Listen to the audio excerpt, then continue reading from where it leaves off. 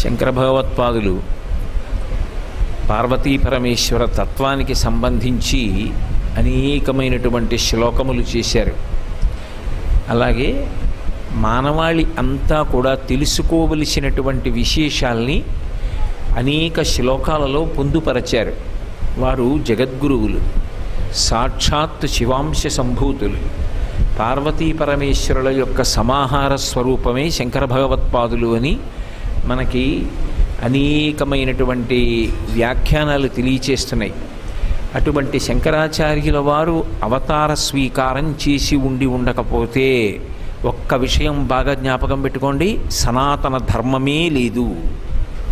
ఎందుచేత అంటే ఇవాళ శ్రీరామనవమి జరుగుతోంది అంటే శంకరాచార్యుల వారు, కృష్ణాష్టమి జరుగుతోందంటే శంకరాచార్యుల వారు, వేద ప్రమాణము నిలబడిందంటే శంకరాచార్యుల వారు, దేవాలయాలలో ఉత్సవాలు జరుగుతున్నాయి, ఇంతమంది భక్తులు వస్తున్నారంటే శంకరాచార్యుల వారు.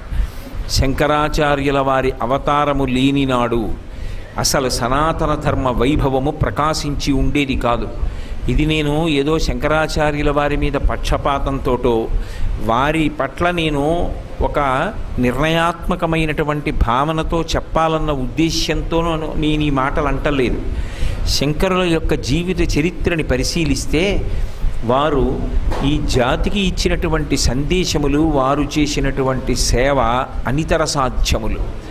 అటువంటి మహాపురుషుల్ని, అటువంటి జగద్గురువుల్ని అందరం కూడా ఆదరించాలి. పరమ భక్తితో అటువంటి వారికి నమస్కారం చేసి వారి వలన మనం అభ్యున్నతిని పొందాలి. వారు జగద్గురువులు.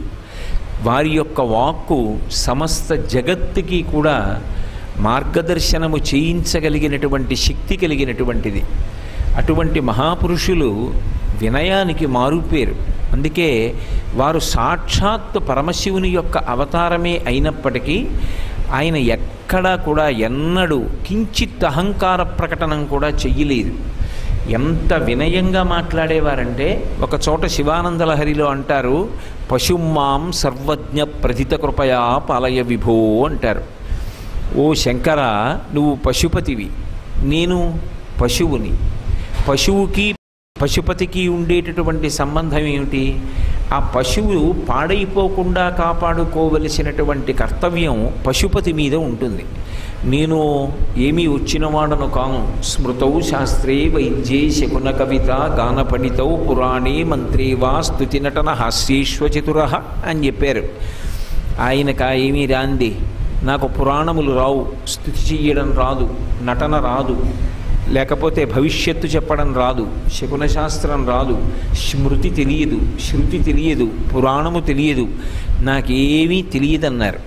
వినయమున్నవాడి లక్షణం ఏమిటంటే నాకేం తెలుసు అంటాడు. ఏమీ తెలియని వాడికి ఉండే లక్షణం ఏమిటంటే నాకు తెలియనిది ఏమిటి అని ఎగిరిగిరి పడుతూ ఉంటాడు. అందుకే మనకి లోకంలో నిండుకుండ తొణకదు అని ఒక సామెత వచ్చింది. అన్ని పదార్థములు వడ్డింపబడినటువంటి విస్తరి కదలకుండా ఉంటుంది. ఏ పదార్థము వడ్డింపబడినటువంటి ఎంగిలి విస్తరి లేదా ఖాళీ విస్తరి ఎగిరి పక్క వాళ్ళ మీద పడుతుంది. కాబట్టి మహాత్ములు ఎంత ఔదార్యంతో మనకి దిశానిర్దేశం చేశారో, ఎంత మంచి మాటలు చెప్పారో వాటిని ఔదల దాల్చి దేశకాలములతో సంబంధం లేకుండా మన జీవితాల్ని బాగుపరుచుకోవడానికి అవి ఎప్పుడూ శిరోధార్యములు. అంతటి వినయశీలి అయినటువంటి శంకర భగవత్పాదులు మానవాళికందరికీ కూడా చాలా అనునయ వాక్యములతో, ఏదో నేను జగద్గురు స్థానంలో కూర్చున్నాను కాబట్టి నేను ఎలా మాట్లాడినా చెల్లుతుంది అని ఆయన ఎప్పుడూ మాట్లాడలేదు. ఎంతో ప్రేమతో, ఎంతో గౌరవంతో, ఎంతో అనునయంతో మాట్లాడేవారు. అందుకే భజగోవింద స్తోత్రం చేసినప్పుడు కూడా ఆయన ప్రారంభంలో భజ గోవిందం భజ గోవిందం గోవిందం భజ మూఢమతే అని మొదలుపెట్టిన వారు కొద్ది శ్లోకాలు అయ్యేటప్పటికీ దారి తప్పినటువంటి వ్యక్తిని ఉద్దేశించి ఆయన సంబోధించవలసి వస్తే ఓ సోదరా అని పిలిచారు. కాతే కాంత కస్తే పుత్ర సంసారోయమతీవ విచిత్ర కస్యత్వం కక్కుతయాయాత తత్వం చింతయతదీయ భ్రాత. ఓ సోదరా అని పిలిచారు తప్ప ఆయన ఎప్పుడూ ఎవ్వరినీ చిన్నబుచ్చి మాట్లాడలేదు. అటువంటి శంకరాచార్యుల వారు వారికి వీరికి అని కాకుండా సమస్త మానవాళికి దేశము కాలము అనేటటువంటి పరిమితి లేకుండా అన్ని వేళల యందు అన్ని దేశముల యందు అంటే అన్ని ప్రదేశముల యందు కూడా మనం శిరోధార్యంగా భావించి అన్వయం చేసుకోవలసినటువంటి పరమాద్భుతమైన సందేశాన్ని శివానంద లహరిలో కొన్ని శ్లోకాలలో పొందుపరిచారు. అటువంటి శ్లోకములను పెద్దలు అమృత భాండాలుగా ఆదరిస్తారు.